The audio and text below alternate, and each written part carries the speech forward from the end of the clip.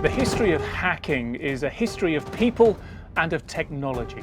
It's a story of ingenuity and creativity, and of destruction and greed. There are two sides to the concept, two ways to define the term. One is predominantly negative, to break into a computer system, usually with malicious intent. And one is predominantly positive, to modify or write a program in a clever or skillful way. These aspects and the ideas we associate with them are central to the way that hacking is portrayed in popular media. There's an interesting, often uncomfortable space this sort of fiction occupies, which lends itself to stories about borders, laws, and the fringes of social norms. Between the 1970s and the 1990s, three innovations, the personal computer, the internet, and the World Wide Web, all conspired to connect people all over the world, not only to one another, but to online stores, banks, and myriad other services. The impact was revelatory. Entirely new online economies were born, new business models. But with the internet growing at an exponential rate, it became something of a Wild West. The public's basic understanding of how computers work, combined with corporate hyperbole for their potential and power, made them a ripe theme for exploration in popular culture. And almost hand in hand with this theme was the idea of hacking. Hacking was essentially a license for Hollywood to feature computers prominently while telling age-old stories. Hacking lends itself to modernized crime capers, heists, and thrillers. Dial up a jargon and you can veer into science fiction, plumbing then recent literature, introducing elements of fantasy, horror, and of course, cyberpunk.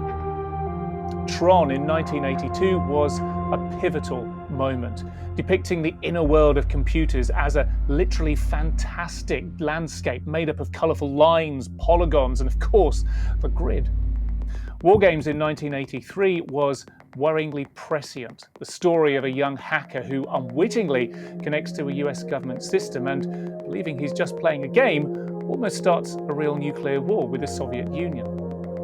As the 1990s rolled along, hacking became a high-tech shortcut for screenwriters to offer simple solutions to complex problems, or the reverse, and give their characters a special magical skill where they could do just about anything by typing fast on a keyboard. These representations, while totally unrealistic, are the fundamentals of the hacker fantasy.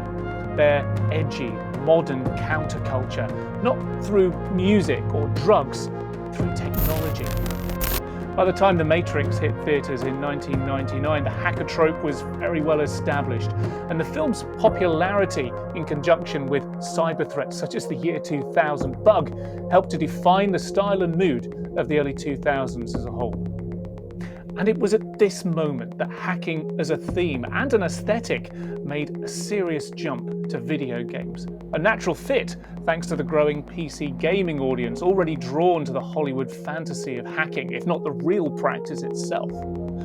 Following on from pioneers like Shadowrun and System Shock, it was titles like Deus Ex in 2000, Res in 2001, and of course the seminal Uplink in the same year that took advantage of this trend and gave the role of the hacker to anyone who wanted it. With the rise of indie games in the 2010s, we began to see hacking really become its own subgenre, with titles such as Hacknet, Invisible Ink, and Duskers all releasing to critical and commercial acclaim, alongside Watch Dogs, AAA publisher Ubisoft's take on Grand Theft Auto, with the themes and stars of hacking as its unique selling point. It was this history, the real and the fictional, that inspired the team at LuGus Studios in Belgium, the developers of Liftoff FPV drone racing, to put their own spin on the genre.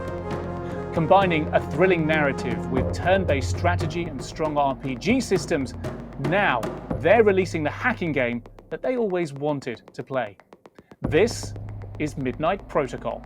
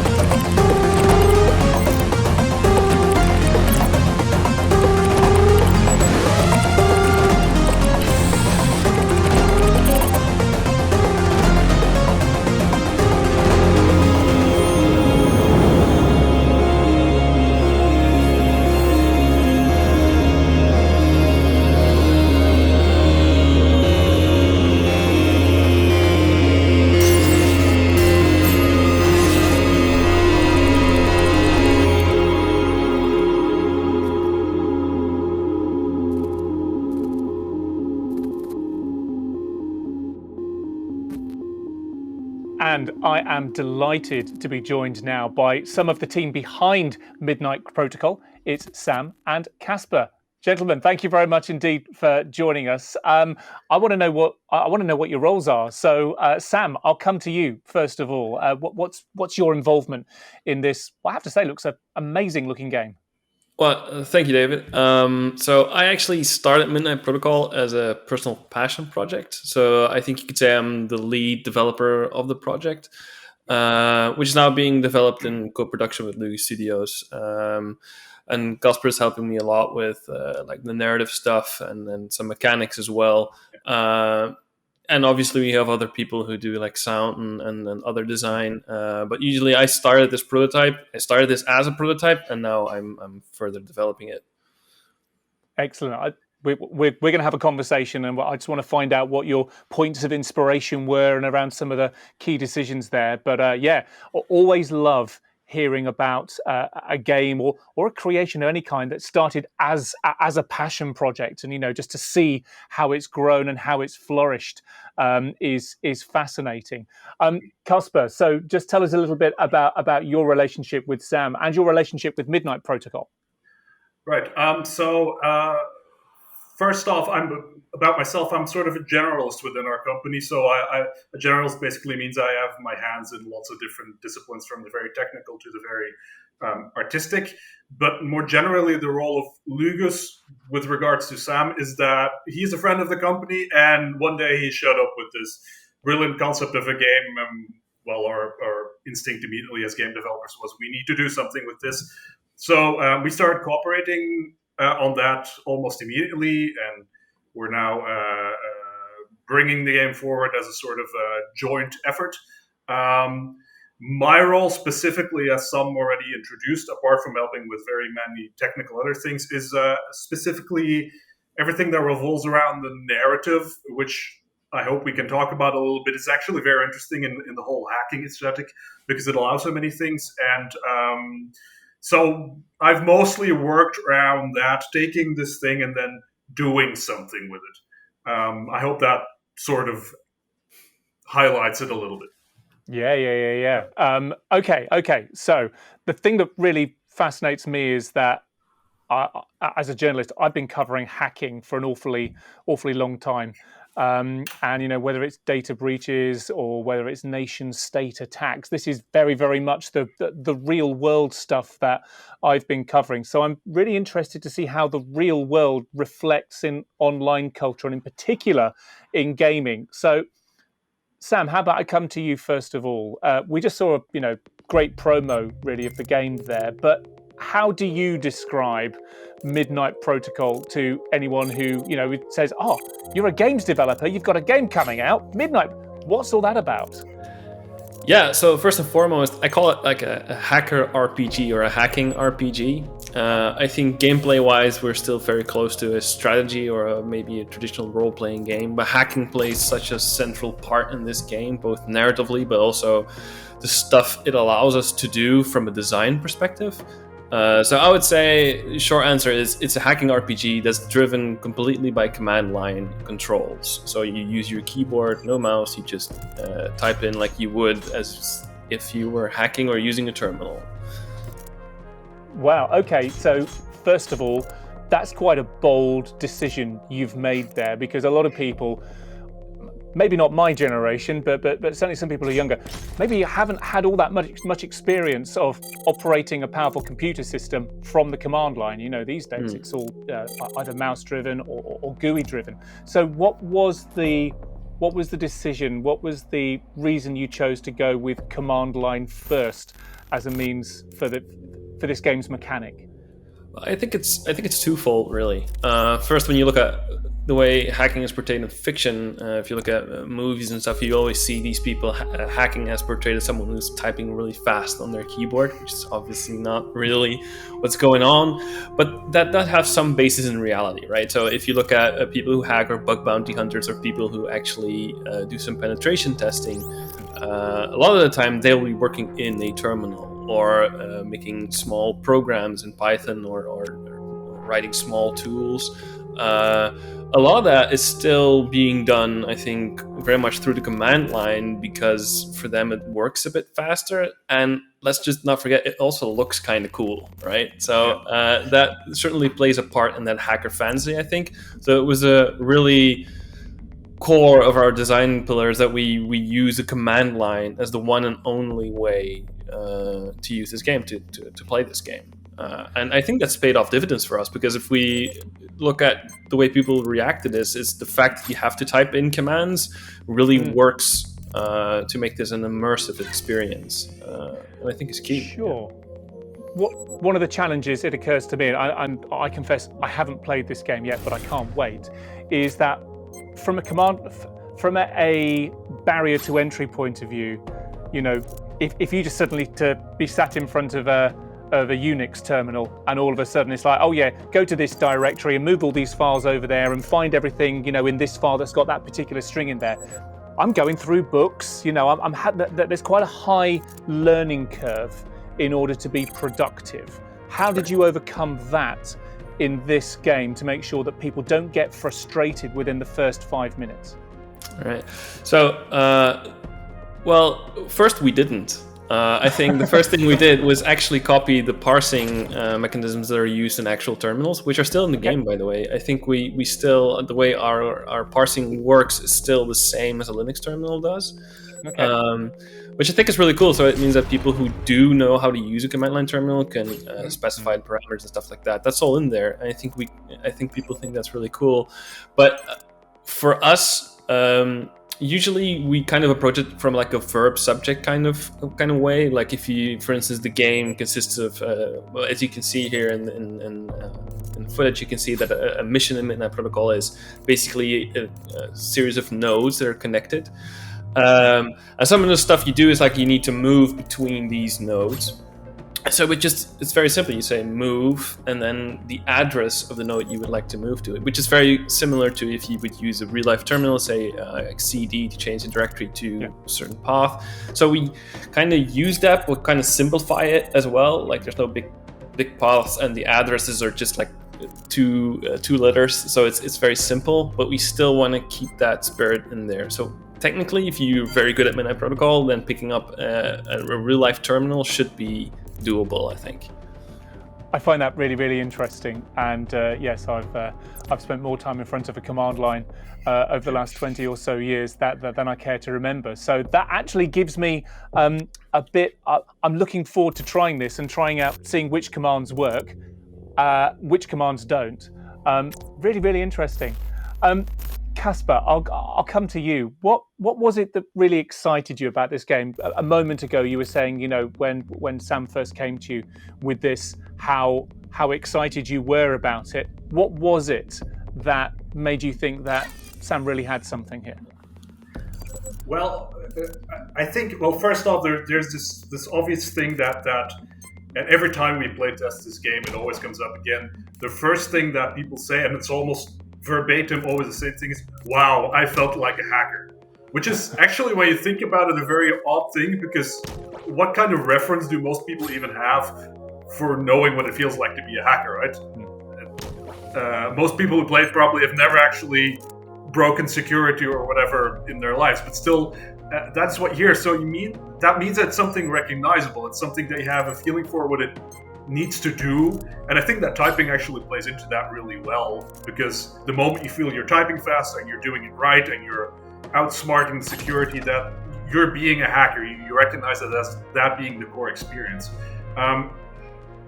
Apart from that, though, I think slightly broader, it's the whole hacking theme just holds so much. You can do so much with it. And I've heard that said before, it touches upon so many things, especially nowadays. All these weird gray zones, all these technological innovations that are there, and we don't quite know what to do with them yet, but they are slightly scary because we haven't really made up our minds yet. They've kind of evolved faster than our thinking about them has. So there's just a whole lot of potential in there. And finally, and I think this is also not to be understated simply from an aesthetic point of view, hacking is, at least to me, one of the few if we want to call it genres, that you can actually emulate closely on a computer by virtue of it being mostly done with a keyboard, with a screen, with a computer. You could have a Western fantasy, but in the end, you're still riding a virtual horse. So I think that those are all the things that make hacking as an aesthetic, a very fertile ground for making games of. Sam, we're looking at some gameplay on the screen, and in terms of the visual, there, I'm getting a lot of references to, gameplay representations of inside computers. Whenever you see hacking in popular media, obviously it's somebody wearing a hoodie. That's just what the go-to bit of clip art stock imagery is. But also in terms of popular culture, mentioned The Matrix earlier on, for example, but the black screen, the white text, the kind of green and the red on top of there. I guess that was a very conscious decision by you to emulate that. So again, people feel as though, oh yeah, I know what this is. I'm already familiar, or I feel as though I'm already familiar with this world.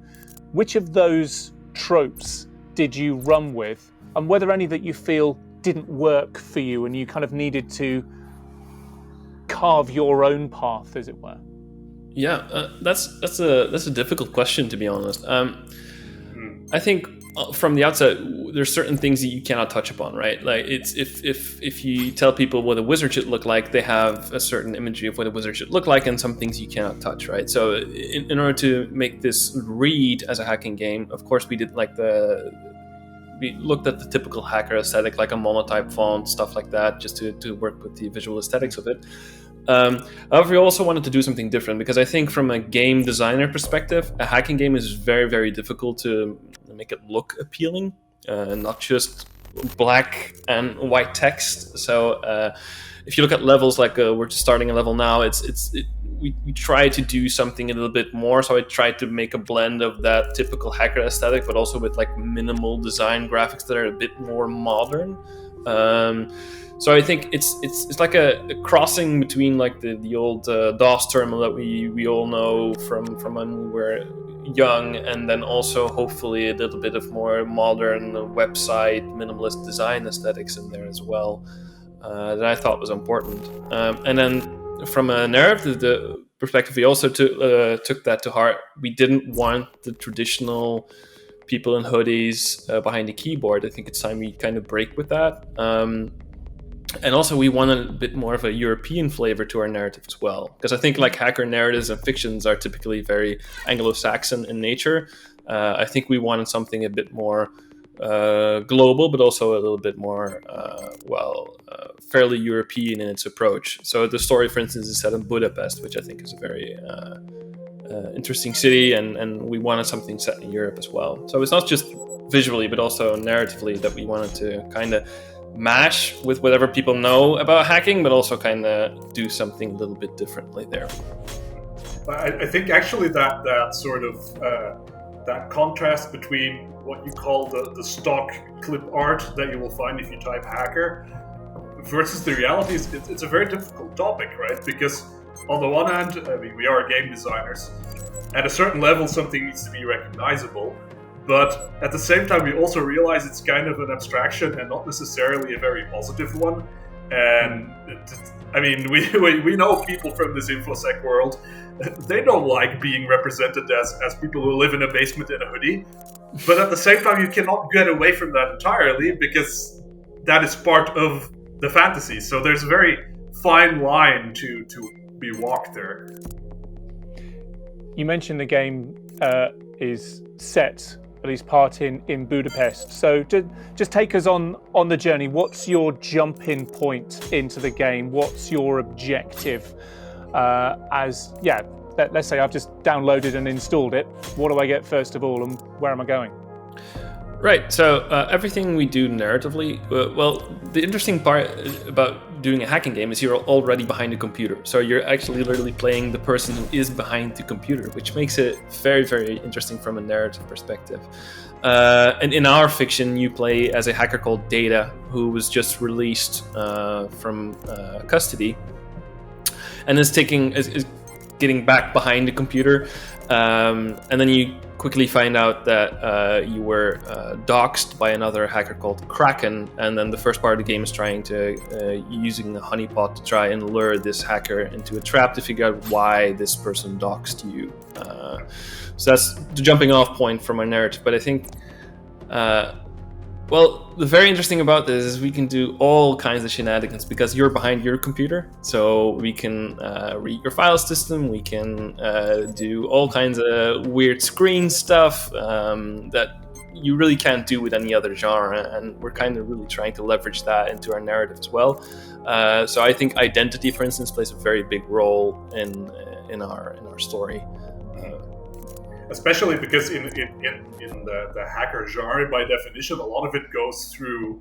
It's not a very visual thing, which is actually from a marketing point of view, it's very difficult. But it's by nature a very text-driven, very command line, low-tech DOS sort of vibe, which is very interesting if you want to work with things like characters and people and personal motivations, because a lot of that has to come through text and things like that, which, it's so easy. It makes the experience very anonymous, right? Who are you talking to? Am I really talking to somebody? Are they who they say they are? So it opens a lot of potential for that. Casper, it's interesting you mentioned that, because I was immediately taken back to the first games that I played, which were text adventures. And you're right, with such a monochrome palette and text input that was sometimes quite obtuse, sometimes like sitting in front of a command terminal, frankly, there is a lot of creativity and there's a lot of effort that needs to go into the storytelling to bring these characters to life and to draw you into the narrative. So, Sam, what have you done, given the palette that you've given yourself of predominantly a command line terminal, given the limited graphics, although it looks great at the same time? What have you done to try and bring the story to life, to create rich characters that people feel they can engage with, where you're not clearly representing graphically rich characters? Right. So that's a curse and a blessing. Well, if we look at the footage right now, we can see, for instance, a level where we try to do things a little bit different, right? So this, for instance, is a network that has been defaced by an unknown party. So defacing is something that can happen in real life, but here we're kind of choosing to use a bit of a graphical way to represent that. We have a lot of these hexadecimal stuff appearing on the screen and some weird messages you see here. So I think this is a good example of we try to leverage the medium as much as we can. However, it does have its limitations. Sometimes we do wish we could use an animated character or use something different. We've gone through a lot of effort to give every character a unique voice and a unique writing style, mostly because I think most of our dialogue and narrative is delivered through text and emails in particular. So we've given a lot of thought, like how would this character speak and how is this different to other characters. We've experimented with a lot of stuff that didn't work as well. We tried using color-coded stuff for characters. We tried using different chat ping sounds for different characters. That all didn't really pan out. So we see, for instance, that you can type an email, and another interesting feature I think we've put in here is that as a player character, you're also interacting with these characters.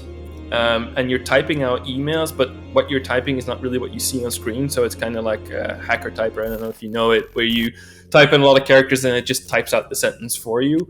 But something I think one of the team members came up with this, and I thought was a brilliant idea, is that what we can do with this is we can have our main character type out like a sentence, kind of change their minds, and you can see them walk back on the text and then input something else. That's one way we can give like a little bit of insight into who these people are without actually showing it or using other means that we don't have at this moment to do something like that. And Personally, also, if I can interject, that is of everything else, perhaps my favorite feature of the game, which is the silliest, tiniest thing, but it's incredibly satisfying to me. and for people who don't enjoy that, you can tap auto tap complete your mails. So yeah, I often enjoy hearing about those little flourishes that can very easily go missed, from a storytelling or a character development point of view. As a gamer, as a player, you would barely even notice them, but actually are so important to revealing something about the character. The other thing that I really enjoy hearing about are things that didn't make it into the game for whatever reason. Maybe they didn't fit the aesthetic, or it just took you down, a dead end there. Was there anything else that during the development of Midnight Protocol you explored and then decided actually maybe now's not the right time to go with that? Right, there's tons of stuff that gets cut from a game during its development. Obviously, I think one thing that still sticks in our minds, or at least mine, is we did experiment a lot with VO, like voice work and data, audio files and stuff like that. Stuff we can do with that. But that's also from a development perspective. It's a bit of a weird thing, obviously, when you talk about localization and it needs to work in different languages, and especially if we want to keep this European. So it also didn't make sense to all do it in English, and we tried a lot of different stuff with that. We still have some voiceover in the game, not a lot anymore. But yeah, that just didn't gel quite right. And the other thing is this game started out completely different. This game, right now, Midnight Protocol is a turn-based strategy game. When I started making this game, I wanted to make something real-time that came with an instruction manual. That was really, really complex and really tough to learn. Because I think another core thing that we based this off of is, I think a lot of games right now treat the player as if the player is a bit dumb. Like, there's a lot of hand-holding in games. Like, there's not a lot of attention span going around. And I wanted to kind of break with that and say, like, you know what? Well, your player is smart, right? And they can figure stuff out on their own. You should let them figure out stuff on their own and not, guide them all the way or use visual effects to point out the solution just because we don't want people to think about this anymore. So I think another aspect that I'm really proud of here that did make it into the game and that is still very much actively being worked on is we put a lot of stuff in here that I think you can only discover if you step outside of the game a little bit. So, for instance, we use some steganography with the save files. We put some hidden files in folders here. Maybe we'll put a hidden message in this recording. Who knows, right? So I think that's a lot of fun stuff.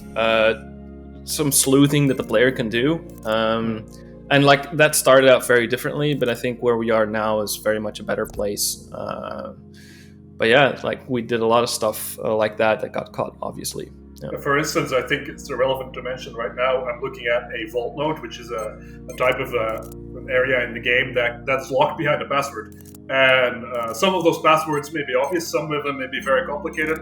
And some of them, we don't even per se give you a hint. You'll just have to figure it out by virtue of your own intellect. So that's a thing we feel that's not wrong to do in a game. And perhaps, especially hacking games, kind of come with an implicit invitation to sort of explore that and see what the game can do and see how far you can push it. So why not? Well, this leads me on to a question that I really want to ask to both of you. Who is this game for? Because Sam, you said a moment ago your original vision for this game was it came with an instruction manual.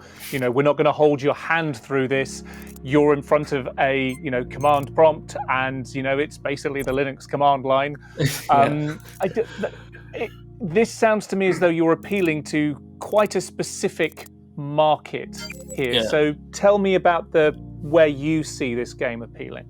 Yeah, so that obviously changed during development. And I think, funnily enough, board games have a lot to do with that. I think there's a lot of board game mechanics from a design perspective that made their way in here, and obviously that needs to appeal to a much broader audience. And I think that really helped the game a lot. One of the things that we've worked the most on in this game and have had the most iterations and have had the most playtests is a tutorial of the game. So we want this to be an approachable game. We want this to be a hacker fantasy, so that can appeal to whoever wants that hacker fantasy. But it just needs to be playable by everyone who takes the time to sit down and play through the tutorial. You should be able to get this, whether you have a technical background or no technical background. Obviously, like I said, you can substitute the move command with the CD command if you know the CD command. So that's fun for people who know that stuff, but it's absolutely not necessary to play the game. You can just type move instead. That said, I think this is still very much, even though the hacker theme is very prevalent, I think this is still very much a strategy game. So I think it will appeal to people who love that sort of thing, like turn-based strategy, thinking about your right approach.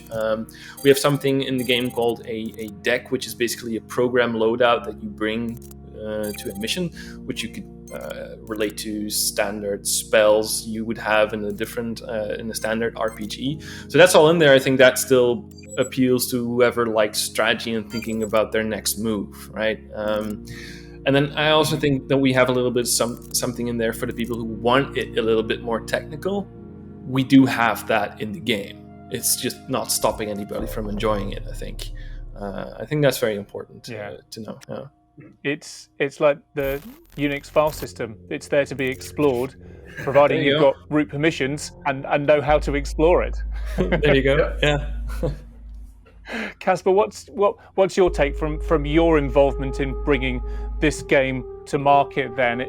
Understanding the potential audience for it, how do you make sure that you land this game with that audience and you don't turn people away from it who might feel intimidated, understanding some aspects of the gameplay as they are?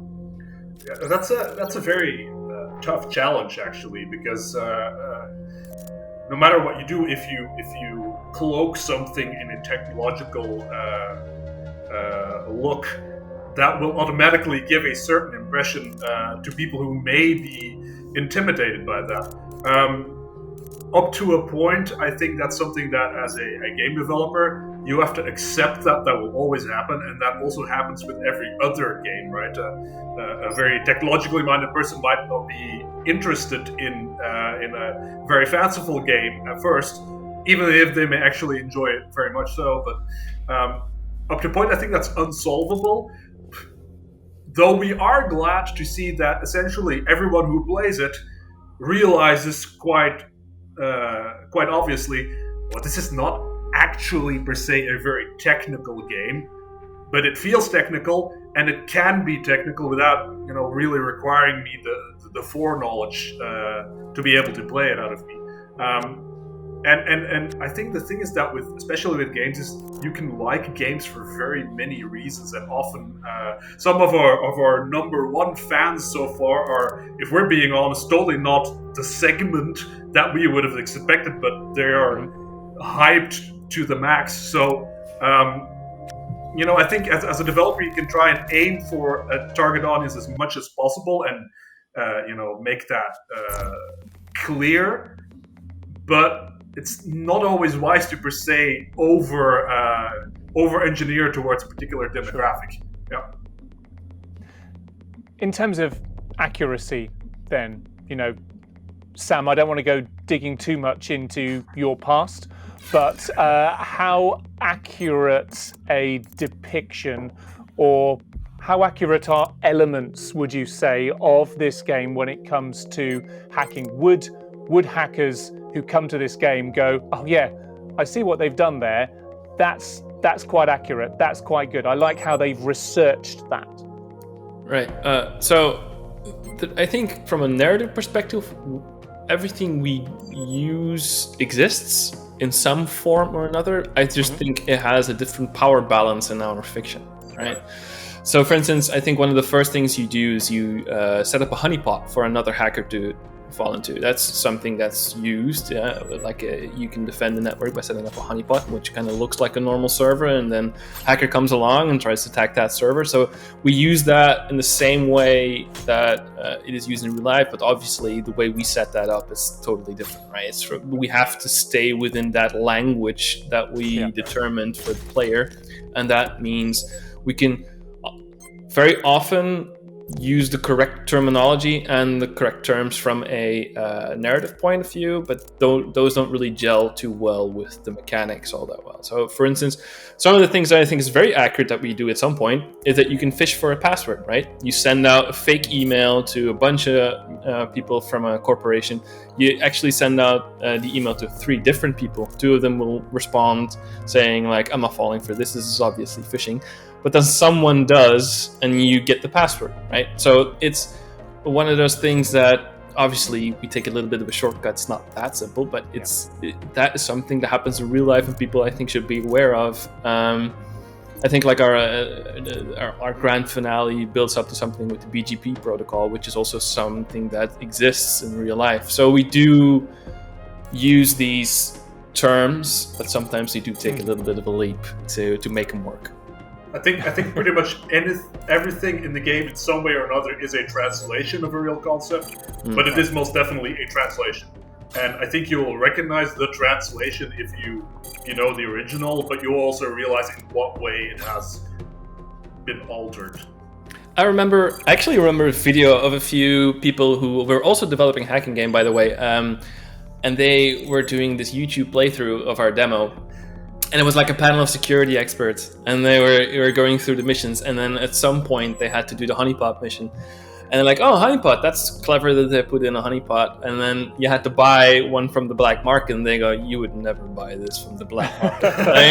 No, you wouldn't, obviously, but that's the leap that we take then. So yeah. And in terms of researching that, not everybody knows what a honeypot is or what pretty good privacy is or what SSH is or whatever. So how did you do? Is this knowledge that you already had from popular culture or just from being part of internet culture, or did you have to go out and do some research in order to make sure that you were picking the right elements to include in your game? Right. So I actually teach security advanced in college. Here we go. So I do have a working knowledge of all these concepts, but I also have a lot of good friends in InfoSec. I have a few friends who are on the top of the world in the bug bounty hunting world. I also have a few people who work as penetration testers who regularly consulted on the game.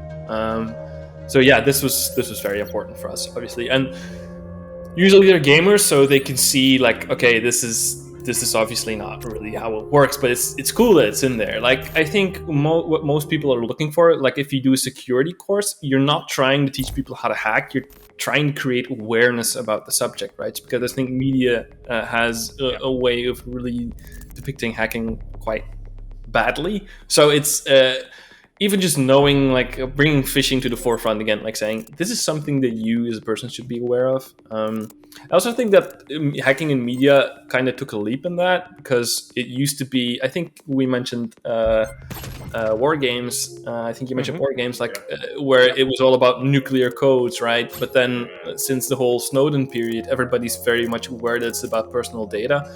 So now it's about your personal data. And if you look at a game like Watch Dogs, kind of really gamified that and saying like everybody's phone is now a target, right? Yeah, so that's to me like the old phrase that typified the whole hacking genre to me is hacking into the mainframe, right?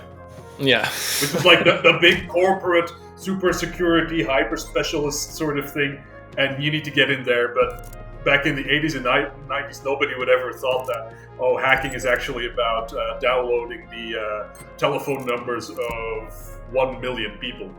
That would have seemed trite, but actually it's often more to do with things like that nowadays. Yeah. So here's the thing, do you think that people would play this game and suddenly think, I know how to hack now. I'm going to try doing this in the real world. Do you see it as do you see people accusing this game as potentially being an on-road to hacking? And what would you say to them? No, that's a very easy question. No, I don't think that's going to happen. I think the best thing, and I hope that happens, is, for instance, we use the concept of deep faking, right? So if most people know what deepfaking, or you might not know what deepfaking is, right? So at some point we allow you to deepfake a voice. So that means hopefully by going through that, you now know what that is. You don't know how to do it, but you know what that is, and that is a possibility in the real world as well, right? So actually, Sam is not here at all right now. No. I'm just a simulation. No, it's so I think that's the extent of what we're going for. We're not teaching people to hack, not in the slightest. I hope, if anything, people will be interested in picking up a terminal, like trying to figure that out by themselves, because I do think that the step will be a little bit lower now if you've played Midnight Protocol than if you try to learn this on your own. So that's the best we can hope for, I think, and obviously not learning people how to hack. No. How about the other way around then? If not teaching them how to hack, one of the big things that corporates the world over are trying to address is cyber security awareness training amongst their workforce, and trying to teach them what phishing is, what the different ways that hackers might get into their corporate system. So it sounds to me as though this would be a great way to engage staff all over the world, to get them to understand what some of the threats, who it is who's attacking their companies, how they might be getting in.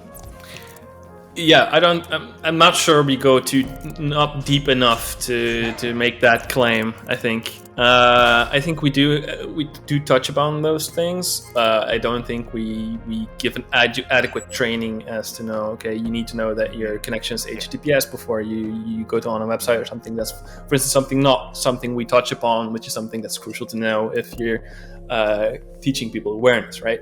So I would say no. I don't think we're quite there yet. Maybe for the next iteration. I think maybe the thing is that training up to a certain point always involves a certain level of repetition and things like that, which for an RPG-ish sort of game is generally not what you really want.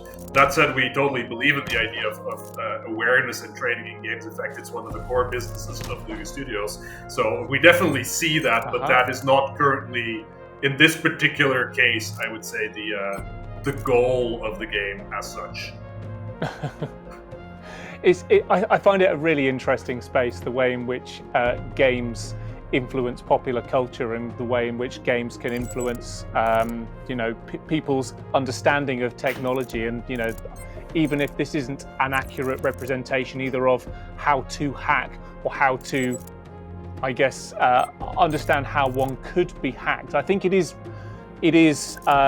lighting those neurons in your brain. It is certainly firing them up in ways that help to tune people in, because hacking is about being creative. You are faced with a brick wall, and it's how do you find your way in there, and whether it is around a hacking theme, or whether it's a Dungeons and Dragons, or kind of get to the middle of a castle type game, there's still the same kind of thing that you're trying to do, isn't it?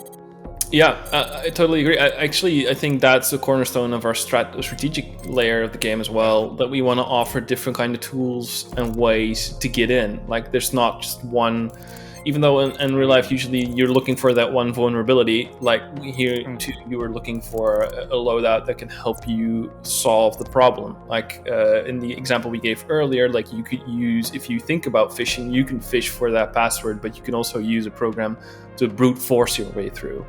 Right, so that would also be a possibility that you can do as a player, or just use your intellect and try to discern the password for yourself. Like we give all these kinds of options because I think creativity, like you said, is a cornerstone of hacking. So it should be a cornerstone in this game as well. I think it's also kind of that was definitely a design consideration we had, that we.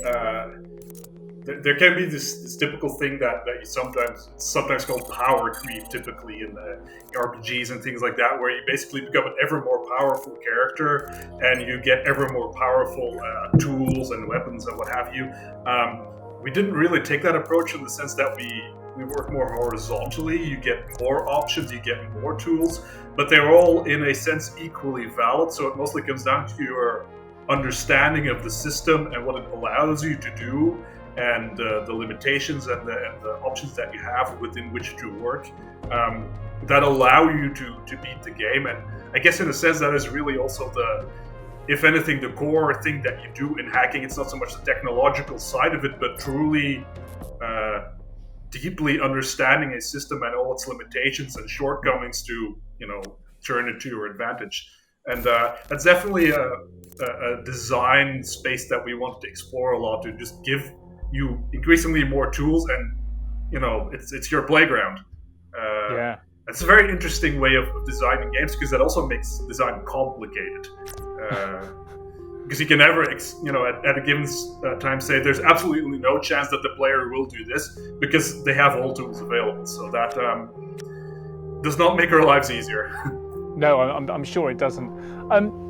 Casper, what would you say is your favorite element of the game? If it's possible to pick out either one level or one particular dynamic or mechanism, what would that be? Well, that is a very complicated question. That's probably something we can't talk about, right? Yeah. Okay, I'm gonna be a little cautious here. I think the thing is, as a game developer, you're often so close on the game that it becomes hard to see the bigger picture. If anything, maybe the bigger picture. But what I find interesting about Midnight Protocol, and this is maybe not very concrete, but what I find interesting about it is that it is actually, in a sense, about people, even though it's ostensibly about technology, but it's in many ways about the people who deal with this sort of technology. And there's just very often kind of subtle interactions in the game that kind of highlight that it's not just an abstract world, but you're actually dealing with people with motivations and emotions. Sometimes it's as simple as you can respond to emails in different ways, and that can lead to quite different results in how people treat you and what becomes available to you. So yeah, that's maybe not the most concrete answer I could give to that question, but no, I'm aware you don't want to give too much of the game away.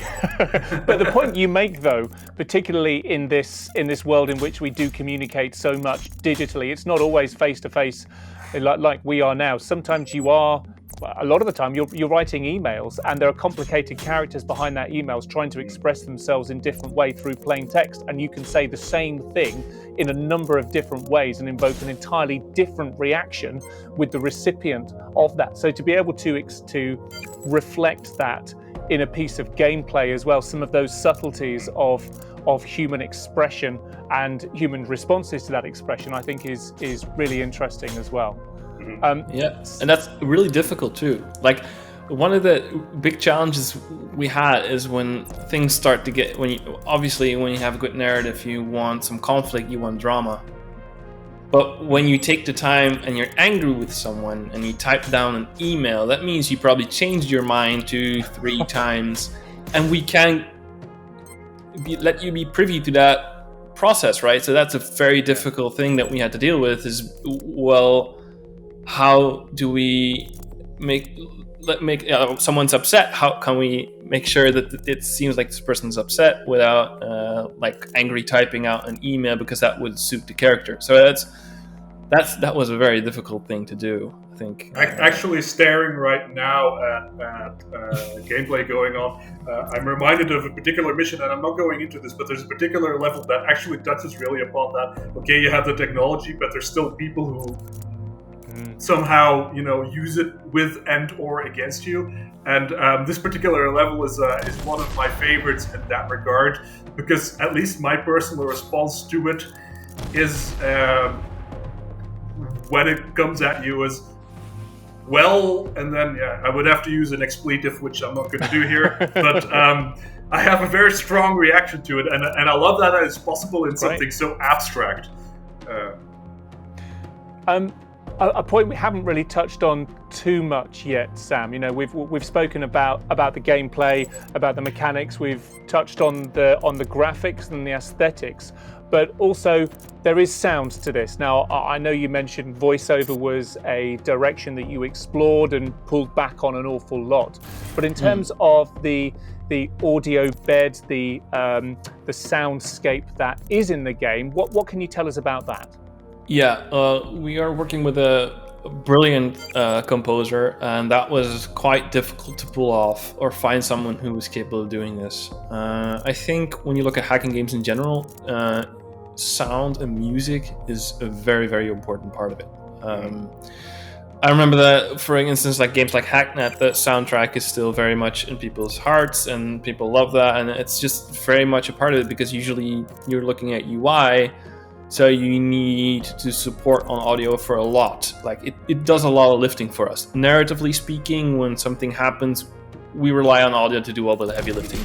When the way the game works is that you have this trace bar that fills up, so you have this limited time on the network. When that fills up, we need the music to follow cue, right? So it needs to ramp up a little bit, but we also want it to get in the way. So it was a very difficult thing to do, and usually when you talk about hacking, you usually come into this cyberpunk space, and it's all synthwave, right? It's all 80s, and it's very electronic. And then we started out experimenting actually with something very different. We started experimenting with some guitars. We started experimenting with piano a little bit, and then we found a composer we've worked on with before, and he really got the project at some point. He really knew what we were going for here, and I think what we have is something very special. I think we have a lot of people who've played the game really comment on the soundtrack as being something special, and I've actually read a comment a few days ago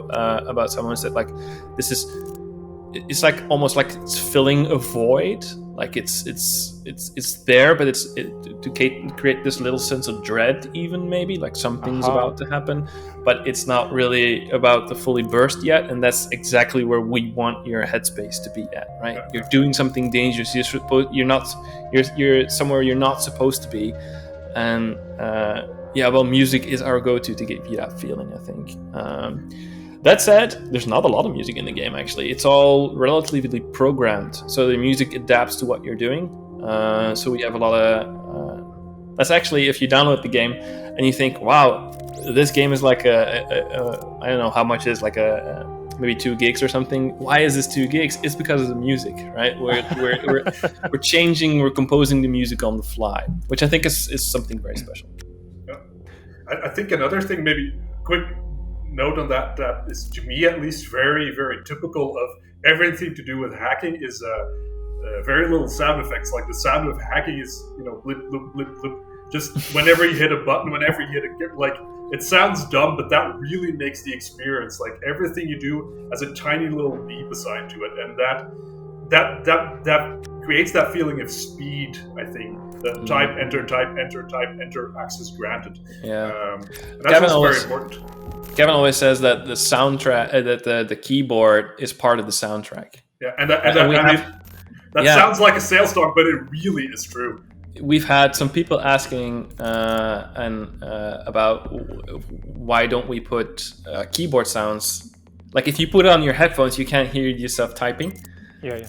Then to re-input that, so to make sure that we do like fake keyboard sounds while you're typing, while you still have your headphones on, so you can still hear the typing sound, because it's so important to that fantasy, I think.